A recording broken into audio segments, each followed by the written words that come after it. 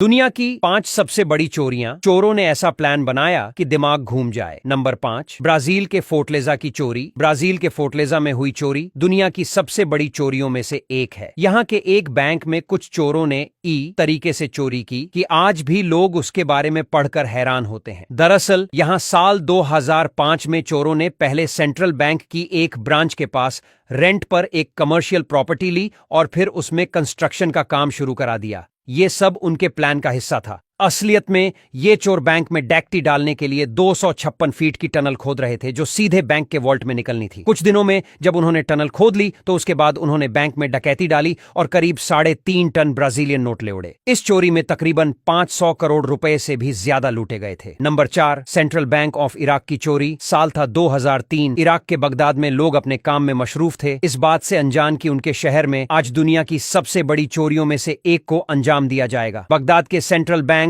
Of Iraq में हुई चोरी को लोग दुनिया में अब तक की सबसे बड़ी बैंक चोरी के तौर पर देखते हैं। कहा जाता है कि इस चोरी में तकरीबन 7,000 करोड़ रुपए लूटे गए थे। हालांकि इस चोरी को लेकर एक अफवाह यह भी है कि इसे कराने का निर्देश खुद तानाशाह सद्दाम हुसैन ने दिया था। इस बात को तब और हवा मिली जब सद्दाम हुसैन के घर पर एक बार रेड मारी गई तो उसके यहां से तकरीबन $650 मिलियन बरामद किए गए। नंबर 3, इटली का बदमाश और लंदन में चोरी। इटालियन माफिया एक समय में पूरी दुनिया में हुकूमत करते थे। उस वक्त कहा जाता था कि दुनिया का शायद ही कोई ऐसा देश हो जहां इस माफिया के सरगनाओं का कोई मुखबिर ना हो। इसी इटली का एक कुख्यात अपराधी वेलेरियो ने साल 1987 में लंदन में एक बड़ी चोरी को अंजाम दिया। दरअसल 1987 में इटली के कुख्यात अपराधी वेलेरियो ने लंदन में एक बैंक में चोरी करने का प्लान बनाया और करीब 800 करोड़ रुपए बैंक से उड़ा दिए। हालांकि यह चोरी इतनी आसानी से की गई थी कि इस पर कोई फिल्म नहीं बनी। दरअसल वेलेरियो अपने एक साथी के साथ लंदन के एक बैंक में खाता खुलवाने गया, लेकिन वहां पहुंचकर उसने मैनेजर को ही बंदी बना लिया। मैनेजर को बंधक बनाने के बाद उसने अपने बाकी के साथियों को अंदर बुलाया और उन सभी ने बैंक से तकरीबन 800 करोड़ रुपए उड़ा ली। इस चोरी को अंजाम देने के बाद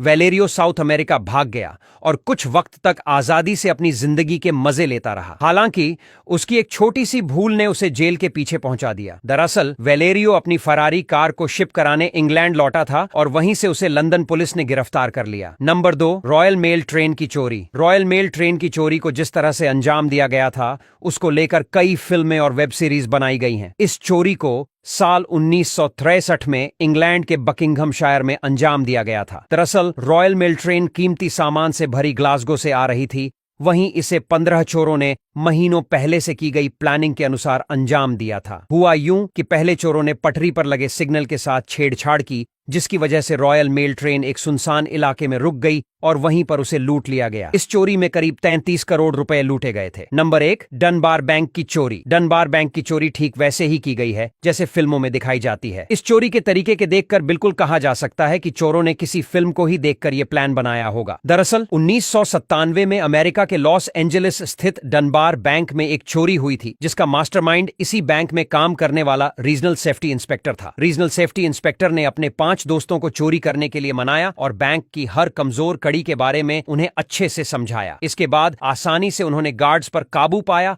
और 150 करोड़ रुपए से ज्यादा कैश लेकर फरार हो गए। ऐसे ही रोचक जानकारियों के लिए हमारे पेज अनजान फैक्ट्स को फॉलो करें और हमारे इस वीडियो को लाइक और शेयर करें।